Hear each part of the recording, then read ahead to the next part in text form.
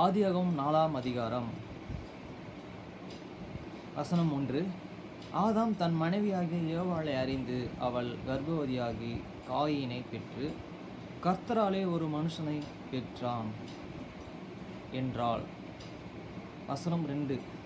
பின்பு அவனுடைய சகோதரனாகிய ஆபேலை பெற்றாள். ஆபேல் ஆடுகளை மேய்க்கிறவனானவன், காயின் நிலத்தை பண்படுத்துகிறவனானவன். வசனம் 3. சில நாள் சென்ற பின்பு காயின் நிலத்தின் கனிகையை கர்த்தருக்கு காணிக்கையாக கொண்டு வந்தான். வசனம் 4. ஆபேலும் தன் மந்தையின் தலையீட்டுகளிலும் அவைகளில் கொழுமையானவைகளை சிலவற்றை கொண்டு வந்தான். ஆபேலையும் அவன் காணிக்கையும் கர்த்தர் அங்கீகரித்தார்.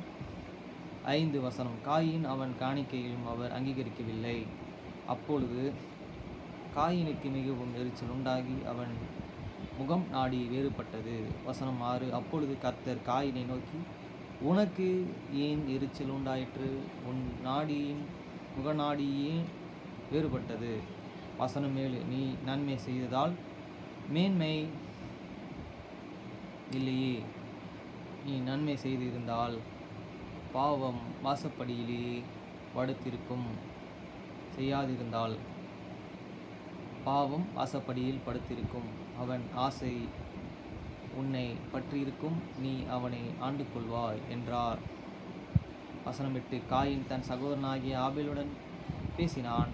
அவன் வயல் வெளியில் இருக்கும் சமயத்தில் காயின் தன் சகோதரனாகிய ஆபேலுக்கு விரோதமாக எழும்பி அவனை கொலை செய்தான்.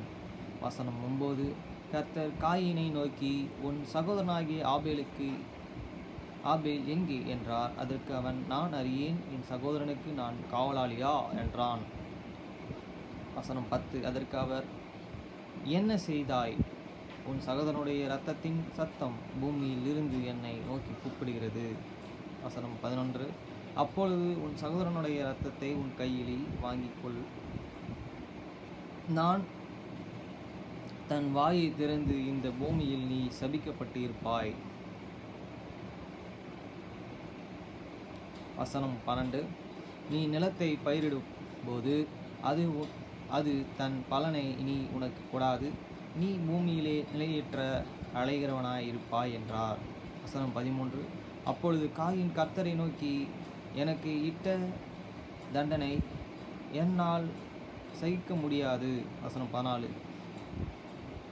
இன்று என்னை இந்த தேசத்திலிருந்து துரத்தி விடுகிறீர். நான் உமது சமூகத்துக்கு விலகி மறைந்து பூமியில் அலைகிறவனாயிருப்பேன்.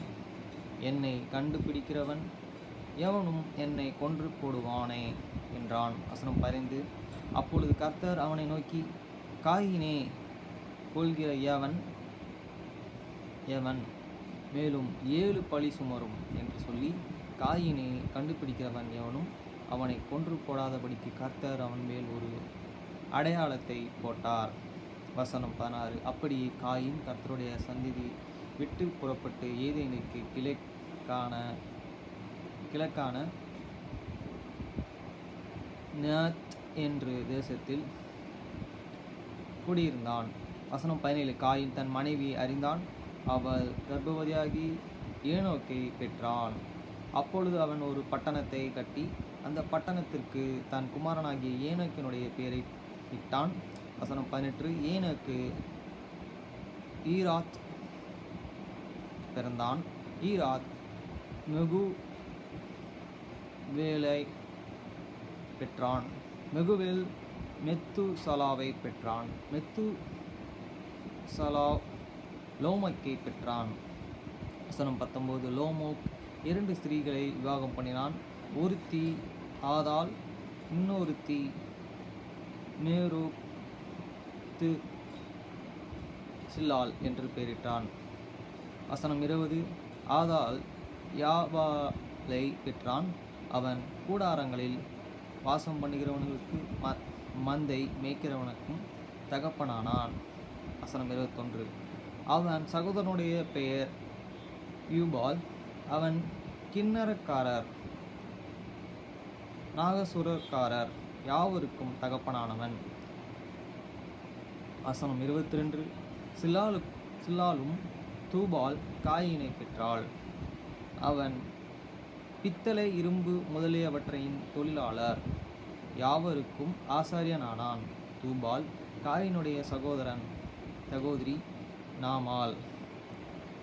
வசனம் 23. லோமோக் தன் மனைவிகளை பார்த்து, ஆதாளே, சில்லாளே, நான் சொல்வதை கேளுங்கள். லோமோக்கின் மனைவிகளே, என் சகோதரனுக்கு செவி கொடுங்கள். எனக்கு காயமுண்டாக்க ஒரு மனுஷனை கொன்றேன். எனக்கு தழும்புண்டாக்க ஒரு வாலிபனை கொலை செய்தேன். வசனம் 24. காயினுக்காக 7 பழி சுமருமானால் லாமோக்காக 77 பழி சுமரும் என்றான். வசனம் 25. பின்னும் ஆதாம் தன் மனைவியை அறிந்தான். அவள் ஒரு குமாரனை பெற்று, காயின் கொலை செய்த ஆபேலுக்கு பதிலாக தேவன் எனக்கு வேறு ஒரு புத்திரனையும் கொடுத்தார் என்று சொல்லி அவனுக்கு சேத் என்று பெயரிட்டாள். வசனம் 26. சேத்துக்கும் ஒரு குமாரன் பிறந்தான். அவனுக்கு ஏனோக் என்று பெயரிட்டான். அப்பொழுது மனுஷர் கர்த்தருடைய நாமத்தை தொழுது கொள்ள ஆரம்பித்தார்கள்.